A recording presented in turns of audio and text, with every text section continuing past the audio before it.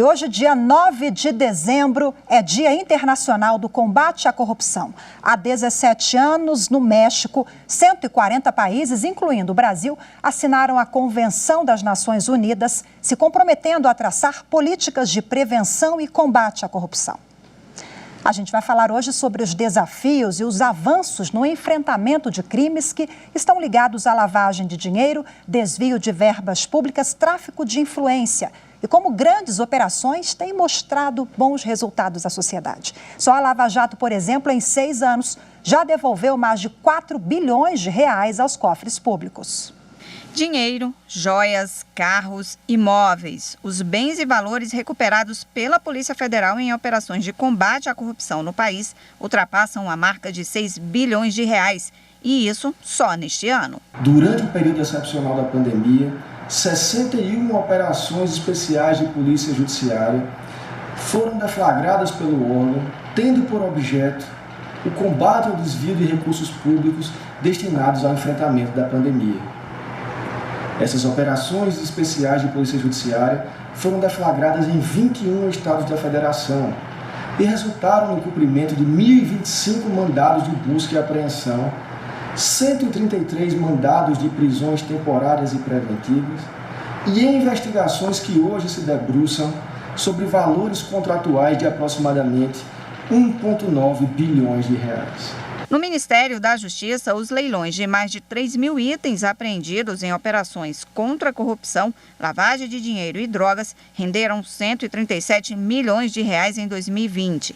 Dinheiro que é revertido para políticas de segurança pública.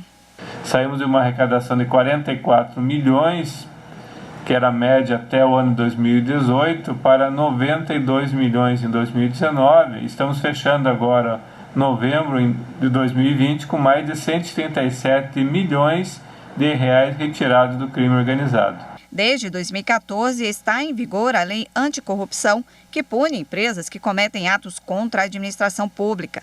As multas podem chegar a 60 milhões de reais e as empresas ainda ficam proibidas de participar de licitação e podem até mesmo serem fechadas. Alguns casos de corrupção que envolvem agentes públicos com foro por prerrogativa de função são decididos no Supremo Tribunal Federal. É o caso da Operação Lava Jato. O esquema de desvio de dinheiro da Petrobras contava com a participação de políticos, empresários, empreiteiros. O ministro Edson Fachin é o responsável pelos processos da Lava Jato no STF desde fevereiro de 2017. De acordo com o balanço divulgado pelo gabinete do ministro, desde 2015, cerca de 920 milhões de reais já foram recuperados em multas de acordos de colaboração premiada. Nesse período, 4 ações penais da Lava Jato foram julgadas, 3 resultaram em condenação e 1 em absolvição. A Operação Lava Jato completou 6 anos em março deste ano e mais de 4 bilhões de reais foram devolvidos aos cofres públicos, segundo a Força Tarefa. Na cerimônia de posse na presidência do Supremo Tribunal Federal, o ministro Luiz Fux ressaltou que o combate à corrupção é uma das prioridades da sua gestão. Não admitiremos qualquer recuo no enfrentamento da criminalidade organizada, da lavagem de dinheiro e da corrupção. Não permitiremos que se obstruam os avanços que a sociedade brasileira conquistou nos últimos anos, em razão das exitosas operações de combate à corrupção, todas autorizadas pelo Poder Judiciário brasileiro, como ocorreu no Mensalão e com a Operação Lava Jato. O Conselho Nacional de Justiça também está empenhado no combate à corrupção. Este ano, o CNJ estabeleceu como meta melhorar procedimentos de alienação dos bens apreendidos por decisão da Justiça. E em 2021, o CNJ vai coordenar um grupo para criar mecanismos de compartilhamento de bancos de dados com outros órgãos que trabalham na prevenção e combate à lavagem de dinheiro, corrupção e financiamento ao terrorismo. E nesse Dia Internacional de Combate à Corrupção, o presidente do Supremo Tribunal Federal e do Conselho Nacional de Justiça, o ministro Luiz Fux, escreveu um artigo publicado no jornal Globo de hoje, em que chama a sociedade para uma reflexão, como cada um pode colaborar com a missão fundamental de acabar com o vírus social da corrupção no país. O presidente do STF e do CNJ, ministro Luiz Fux, abre o artigo fazendo um panorama dos danos provocados pela corrupção que, segundo ele, não se restringe a um país ou região. Fux destaca ao longo dos anos o movimento de internacionalização do combate a este crime por meio de convenções e tratados. Em 3 meses à frente do Conselho Nacional de Justiça, destaca que o enfrentamento à corrupção é tratado com total prioridade e ressaltou importantes iniciativas e parcerias do Conselho, entre elas a preservação do sigilo das interceptações, renovação das normas que orientam o Judiciário para evitar a contaminação em massa pela Covid-19 nas penitenciárias e no sistema socioeducativo, resolução que permite que juízes compartilhem informações em diferentes ramos do judiciário, além do estímulo de criação de varas colegiadas para o combate a organizações criminosas. E para falar sobre o assunto, eu converso agora ao vivo com o secretário nacional de Justiça do Ministério da Justiça e Segurança Pública, Dr. Cláudio Panoeiro. Muito obrigada por participar conosco mais uma vez. Boa tarde para o senhor, seja bem-vindo ao Jornal da Justiça. Boa tarde, eu que agradeço o convite. Como nós acompanhamos agora o artigo publicado hoje pelo presidente do STF, ministro Luiz Fux, ele destaca que o enfrentamento ele é tratado como prioridade. E eu sei que é assim também no Ministério da Justiça. Eu queria que o senhor elencasse para a gente quais são as ações que estão sendo traçadas para combater esse tipo de crime, essa prática no Brasil, secretário. A corrupção, como destacou o ministro Fux e destaca toda a literatura especializada sobre esse assunto, é um fenômeno de caráter mundial. E mais do que isso, é um fenômeno de caráter histórico. A corrupção acompanha o homem desde as primeiras civilizações e vem assumindo diferentes formas. Essa diversidade de formas e modos de atuação faz com que a corrupção seja um fenômeno transversal, ou seja, não se restrinja unicamente a uma área de conhecimento específico e multidisciplinar, porque os atos de corrupção não se resumem unicamente a uma subtração que se faz do patrimônio do Estado, como, por exemplo, de colocar a mão no caixa do Estado e tirar um punhado de dinheiro. A corrupção ela adota formas muito mais complexas, com operações econômicas, contábeis, operações de informática, o que mostra o seu caráter multidisciplinar e a necessidade de combater esse mal por diferentes caminhos. O Brasil, de um modo geral, vem procurando enfrentar a corrupção através de diferentes métodos. No plano normativo, ou seja, das leis, como foi bem destacado no início do jornal, o nosso país assinou a Convenção Internacional de Combate à Corrupção, a Convenção de Mérida de 2003, que dispara todo um processo de transformação do nosso ordenamento jurídico. De lá para cá, eu destaco a Lei de Acesso à Informação, que exorta os órgãos públicos a divulgar os seus atos na internet para conhecimento dos cidadãos. Então, todos podem acompanhar nos portais do governo os convênios que são celebrados, os gastos que foram realizados, e, a partir dali, confrontar o que foi celebrado, o que foi assinado num convênio e aquilo que efetivamente foi entregue à sociedade, numa verdadeira prestação de contas.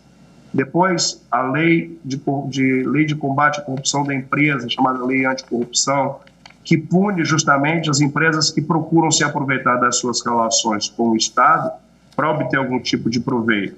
Repara, se a gente conjuga as duas leis, a Lei de Acesso à Informação com a Lei de Anticorrupção da empresa, a gente já tem um desenho muito interessante do ponto de vista da prestação de contas para a sociedade.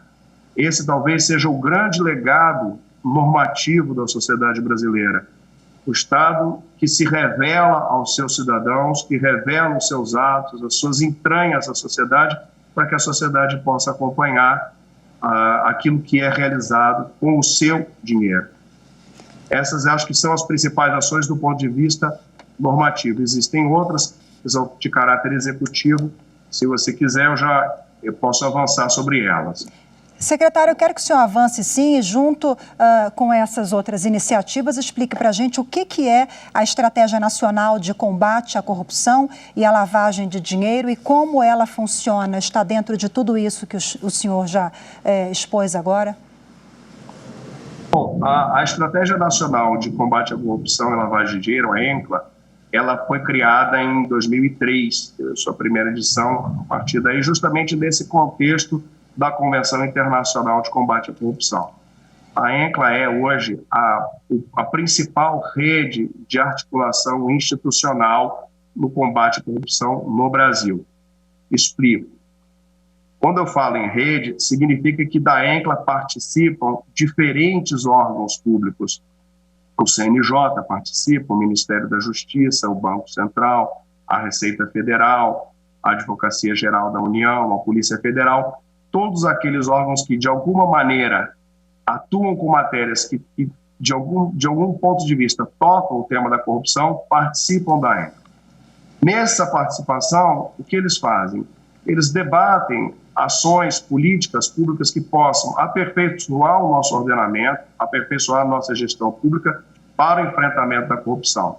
Então, são propostas, cada ano, algumas ações que devem ser debatidas entre os membros da ENCLA e, ao final do ano, essas ações são aprovadas como iniciativas que serão implementadas no ano seguinte. Nos 18 anos de existência da ENCLA, foram produzidas 300 ações. Nesse ano de 2020, foram produzidas 11 ações que serão executadas no ano que vem. O que eu destaco das ações da ENCLA que ficaram como produto para a sociedade brasileira? O primeiro deles, do ponto de vista mais recente, a criação das delegacias de combate à corrupção nos 27 estados brasileiros, a criação de uma rede entre essas delegacias e o próprio governo federal, uniformizando a atuação, uniformizando as políticas públicas de combate à corrupção. Além disso, programas de capacitação desses agentes para que todos tenham o mesmo nível de conhecimento. Então, se criou o Plano Nacional de Lavagem de Dinheiro, onde são estudadas as técnicas para identificar os atos de lavagem de dinheiro, e isso com um padrão Brasil, podemos chamar assim, a partir dessa universalização. Também existe a previsão de que nessa plataforma de um plano nacional, cursos de capacitação. Já foram capacitados pela ENCLA durante esse período 20 mil policiais civis brasileiros. Repara o número, 20 mil policiais. E a ENCLA hoje já ganha foros de internacionalidade, porque já foram ministrados cursos para agentes policiais do Paraguai, Peru, Colômbia, Bolívia e Angola, justamente pela compreensão de que o combate à corrupção é um fenômeno que deve ser atacado do ponto de vista mundial e não restrito ao Brasil. Os números são, de fato, os números são significativos, né? E é bom que o senhor elencou aqui todos os avanços, as iniciativas, as estratégias tomadas por todos os atores envolvidos. Eu acho que isso também é muito interessante destacar, né, secretário? O tema rende um programa inteiro, ficaríamos aqui conversando bastante sobre essa questão, que é um dia de reflexão também para a sociedade, para o cidadão também, como falamos aqui antes do jornal, né? Mas muito obrigada pela sua participação. Eu conversei ao vivo com o secretário nacional de Justiça do Ministério da Justiça, Dr. Cláudio Panoeiro. Até a próxima. Boa tarde para o senhor. Boa tarde, obrigado.